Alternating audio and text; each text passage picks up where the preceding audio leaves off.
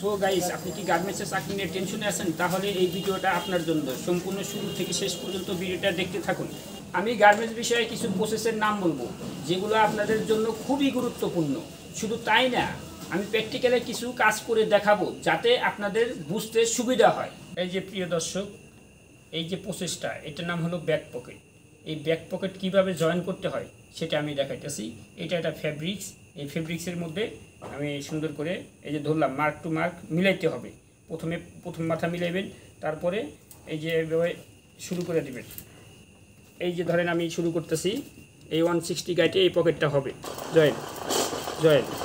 এভাবে হলে পরে ধরেন এই যে সুন্দরভাবে এখানে যাবেন, এখান থেকে আবার কোনাটা এইভাবে ঘুরাইবেন, ঘুরাইয়া আবার এক টানে এই কোনায় চলে আসবেন।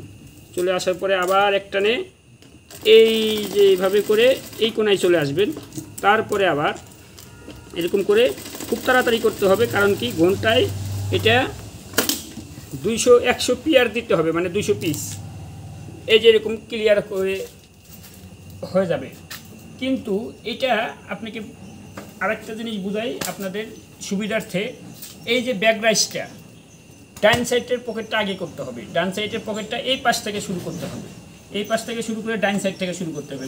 করে অবশ্যই মনে রাখবেন, এই ব্যাক রাইজের মাঝখান থেকে কিন্তু কোয়ালিটি মেজারমেন্ট হয়। এখানে যেন এই মার্কটা, এখানে যে মার্কটা থাকবে, অর্থাৎ এই যে এরকম মার্ক করা থাকবে, এই যে এরকম মার্ক করা থাকবে, এই মার্কটা যেন এখানে অবশ্যই 100% মিলে। রাউন্ড পকেট, এই রাউন্ড পকেট বা অনেকেই রাউন্ড শেপ পকেট বলে। এই যে রাউন্ড পকেটটা, এই যে এখানে ধরলে পরে স্পষ্ট দেখা যাবে। এই রাউন্ড পকেটটাও ওই 100 পিয়ার, অর্থাৎ 90 থেকে 100 পিয়ার পর্যন্ত অনেকেই করে, আবার 220 পিসও করে। পিয়ার মানে ডাবল, আর সিঙ্গেলে পিস। এই যে এটাও সেম আগের মতোই করে করতে হবে, মানে ওই ব্যাক পকেট যেরকম করলেন ওরকমই এখানে একটু রাউন্ড, এই যে এরকম কোনা ঘুরাইয়া আস্তে আস্তে কোনা ঘুরাইয়া রাউন্ড করতে হবে। রাউন্ড শেপটা হয়ে গেলেই আপনার কাজ ওকে। এই যে এইভাবে রাউন্ড করতে হবে। এই যে শেষ। এই যে রাউন্ড পকেটটা সেম ওইভাবেই ডান পাশ থেকে করতে হবে যদি প্যান্টের হয়। আর শার্টের ক্ষেত্রেও আপনার বক্স প্লেটের একটা মাপ আছে, মেজারমেন্ট আছে, আপনার মার্ক করা থাকবে। ওই মার্ক করা অনুযায়ী এই পকেটগুলো করবেন। এই পকেটগুলো সাধারণত সিনিয়র অপারেটররা 200 পিস করে বা 220 পিস পর্যন্ত করতে পারে। কিন্তু জুনিয়র যারা সহকারী, মানে আপনি নতুন কাজ শিখছেন, এরকম করলে পরে 80 বা 70 থেকে 80 পিয়ার, অর্থাৎ 70 থেকে 80 পিয়ার করলে 160 পিস, তাতেও আপনি মোটামুটি নর্মাল অপারেটর হিসেবে জয়েন দিতে পারবেন। কাজেই আপনারা যদি এরকমভাবে কাজ শিখতে চান, আমরা এই একটা পকেট 15 সেকেন্ডে আনাই।